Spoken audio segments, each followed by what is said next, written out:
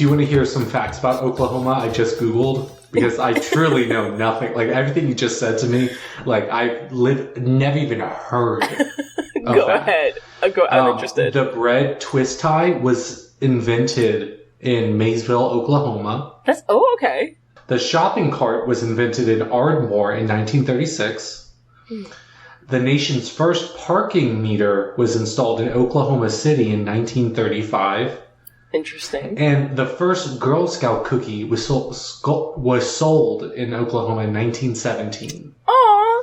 Actually, that makes kind of a lot of sense, because I feel like anytime you see pictures of the Girl Scouts, like, on the cookies, except for some of the more recent ones, they're always out in, like, the Southwest or, like, Southern Midwest, whatever you call that area where, like, Oklahoma is. I guess it's still just Bible Belt, but it's separate to me from, like, Alabama and Mississippi. But that makes a weird amount of sense. No, I agree with you. Yeah, okay. I feel like Oklahoma feels too Iowa to be Mississippi. Right? It's just not, like, it's not Southeast to me.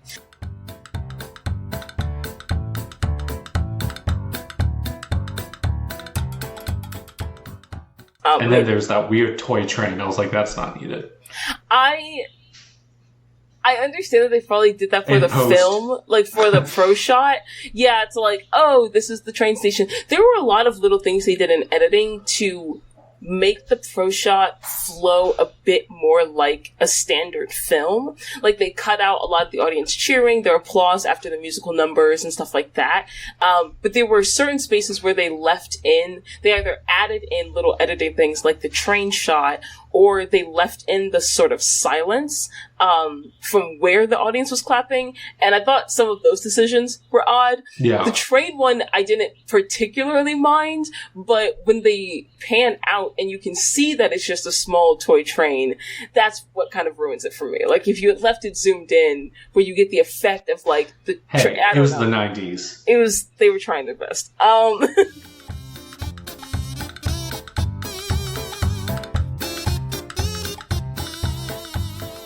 I also think this also does feed into one of the other bigger story themes of this show, which is just people from Oklahoma are weird and obsessed with guns. I was going to say cowmen and farmers, which again isn't introduced till later. You just think a bunch of people. Though it's just not introduced in the song form. No, but that's not the central. That's not the core attention. The core attention is Laurie's affection.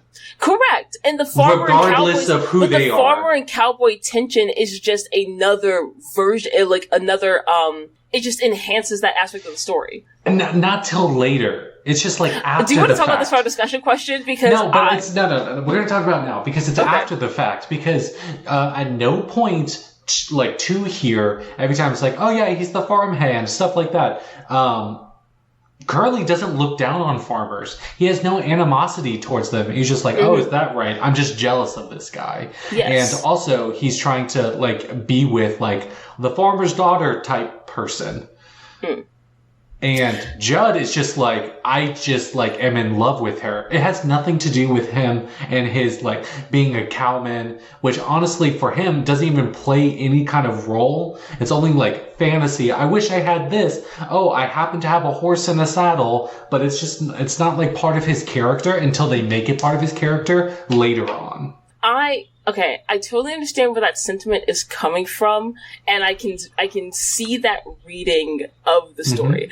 I guess for me, if the farmers versus cowboys tension mattered, then yes, I would say that they should have brought it up sooner in the story. But I don't think it actually matters. I think the only function it serves and is intended to serve is to contribute to the mounting tensions between Judd and Curly. And I think that's why it's brought in at the box social, like when they're doing the schoolhouse raising, because at this point you're in Act 2. So it has been long well established that, like, Judd and Curly are both going for Laurie.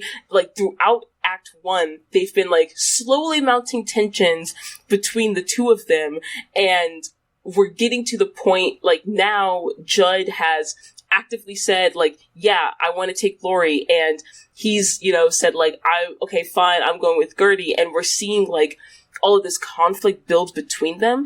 And so when we enter Act 2 and they're at the schoolhouse, and now we're starting off Act 2 with this song about how farmers and cowhands intrinsically don't get along and intrinsically don't like each other, and that sentiment is reflected with all the townsfolk. To me, that, like, narratively contributes to the tension we understand to also be mounting between Judd and Curly, and the way the townsfolk's, like, emotions spill over into an all-out brawl is kind of like, to me, like a narrative foreshadowing of Judd and Curly, like, their fight also rising to violence, which I think is also established. Which was like, already foreshadowed. I don't think you need this narrative. Ballet. I don't think you need this narrative, but I think it's another element that contributes to that, like, from a storytelling perspective. So I think, yeah, that's what I'm saying. I don't mind why they bring it up only here, because I don't think it's meant to be its own established narrative thread that needs its own resolution.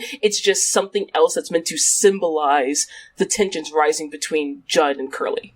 See, and I disagree with that, because I think they're meaning it as also a narrative piece throughout the whole thing that they just didn't well establish earlier on.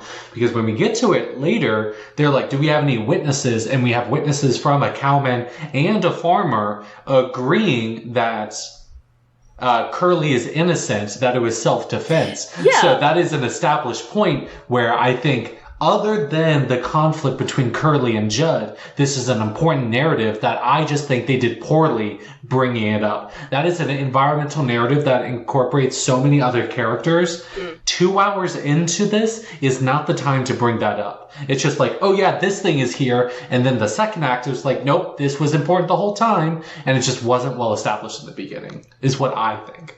That's fair. And I also did read that moment in the story of being like them using that sort of as payoff, but I thought that could also be read as, like, again, tying everyone hates Judd. Like, it's like there's just, like, so many things that, like, it could have, and I think, like, poor Judd is dead. That is very foreshadowing, because people are like, oh man, this person that none of us like, that's drunk, that's trying to kill someone and is stalking people, we do have, like, some sympathy for. Yeah. He's still a person, that is, like, across the party lines, or however they're doing it here. Yeah. So I think that is fine, but it's just like the added, also, this is also going on that now we have to look at interactions that we had before. It's like, does this contribute or not? Is this important or not? And I think a lot of the times in those interactions, it wasn't important, because there was no need for it. But then to bring it back to, like, no, this is, like, a very important part of the culture and the environment here so late into the musical. And they're like, see, there's a payoff later on. I just think that is, like, shallow and was not good to me. That's fair. I understand people would disagree. Is there a point sooner in the story that you would have had that number take place, or, like, introduce that in the very beginning when they brought Judd up? It was just like, farmers, they're all like this, not like us cowmen. That's all they had to do. Okay, I see you. Just, like, but it's like 2 hours in, it feels like 6 hours in, that they're just like, everyone here knows, which, I mean, honestly could also be reflective of just, like, what the setting of the musical is. And I know nothing about Oklahoma or this time period. So that may have just been like, it's like, something that the audience a musical about knows. Cats and dogs. It's just like, we don't need to talk about till 2 hours in that cats and dogs don't like each other. It's just something that's established already. And I, like, understand if that's the case, but it's just like, I don't know, from an audience member who has apparently never, like, well, has seen it, but was not received well or memorable, like, going into this, like, really paying attention to things, thinking critically about it. I think it was just off. And I think it was distracting, because I think it took away from some, like, really cool character moments they could have had. They could have talked instead of like, oh, because he's a farmer, he's like this, he's a cowman, he's like this, which they don't try to do. Yeah. But it's just like, here are the characters, here are very complex characters, here's what's going on, here are the tensions going on. And then saying it's like, oh, it's also maybe related to like this ongoing obvious environmental thing that everyone's involved with. I'm like, wait a second. I don't really think that is shown very well first. Yeah. And if you're trying to say that is adding to this, I think that is just like, well, that's like, if that's not done well, and the other character development, I think it's done well. Like, they do a good job showing that these are complex characters. Yeah. I think that just like takes away from the good tension. Yeah. No, I get that. And I think the point you bring up of like, is this something that was meant to be like intrinsically understood about the environment? I think that's an interesting question because, and I think it depends on where shit. I think it depends on where the show is running because like definitely in real life, there were some actual tensions between the sort of nature of the occupation of farmers and the nature or farming and the nature of the occupation of like being a cowhand. That said, I do think that the intrinsic nature of a show like this is that, like, realistically, if you're running this show in the West End of London, a lot of the people in your audience are not going to be aware of that cultural significance, you know, because they're not from Oklahoma.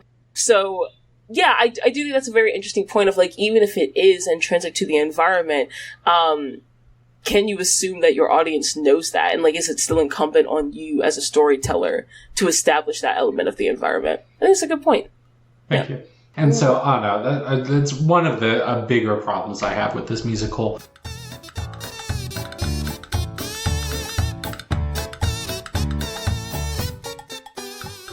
So what would be in your hamper? If you had to pick, like, let's say... Things that you're, like, making yourself? Yes, you're making it yourself. Say you had, like, some kind of, like, appetizer thing, some kind of, like, I don't know, sandwich and a dessert.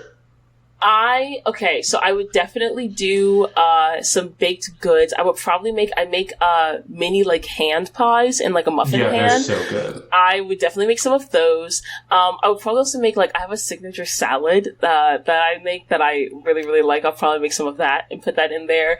And then, I would probably make, I want to make something like, I love like potato salad, like egg salad, but I don't know how well this would fare. You know what I mean? So I imagine you have access to a refrigerator and then you just pull it out and just fantastic. Yeah. Then I'd probably do. So pick 3 items. Pick 3 items. Okay, so hand pies. What kind of hand pies? I do apple. I love making apple pies. So I do apple pies. Mm-hmm. And I would do my signature salad, and I'll say tuna salad sandwiches. I love tuna salad. Interesting.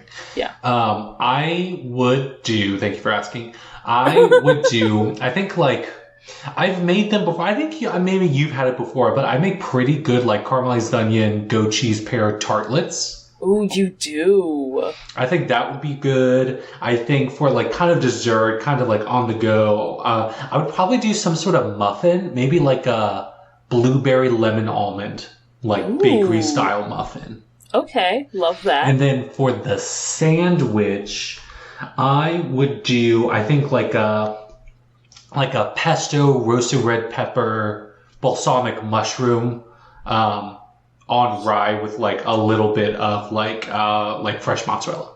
Hell yeah. Sounds amazing. Like I'll panini it. Yeah. Assuming you have a panini in the early 1900s.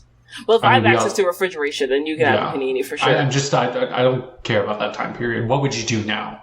Fair. That's fair. We should totally bring this tradition back. This sounds really fun. Yeah, right? I want to do this. Especially as like a little fundraiser. That sounds super cool. Yeah. I like that. That could be a fun party. Hell yeah. We could call it a plate party. A plague party? Plate. Oh. Yes. Like a cookout type like plate. Yeah. Just like everyone like brings a single or maybe even 2 of them. And then we'd have like some kind of white elephant or could be like a fundraiser type thing. Yeah. And so that everyone gets to have like a different one. I agree. That could be Sounds so like something fun. we should plan. Yeah, we will. Yeah. Okay. Listeners who keep an eye are out for mostly our friends, stay tuned. Literally. And if you're not like in our lives or friends like that, because you listen, you are our friends. Oh, yeah, that's so sweet.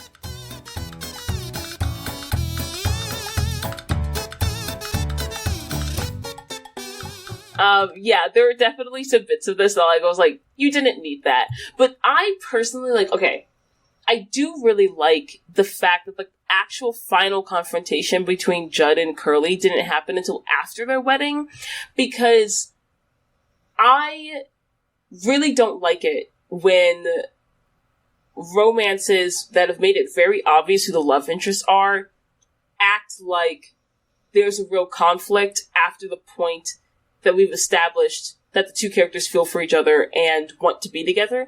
And they established that about halfway through, like, beginning of Act 2, halfway through Act 2. And I like that they did their wedding, but then there has also been all this narrative buildup of tension between Curly and Judd. Yeah, and resolution needed to happen. Yeah, and I also just thought it was narratively interesting that it happened after they were married, and not as like, oh, this final challenge or hurdle that they needed to, get over as a couple to be able to marry. But like, no, like, we know we love each other. We're getting married, but also like, this thing's still like, this is still an unresolved thread. I thought it was an interesting way to handle it narratively. But it does make the story long. I understand that. And if you're just telling the story of the romance, you don't need it. But that's not even my problem. I don't think it's the problems that makes a story long. I think there's just like a lot of, like, I understand having that, but I just think so many other points were just unnecessary. Because things were already established in the story, and they spend 80% of it hammering in the same conflict. It was like, I don't know who to choose. Like, oh, we obviously love each other. This is established in the first 5 minutes. Fair. So over 2.5 hours, that is the story. And they're like, okay, let's quickly resolve it in the last 10 minutes. I see what you're saying. I don't agree, because I do really like those elements of the story, but I see what you're saying. Yeah. For sure. Yeah.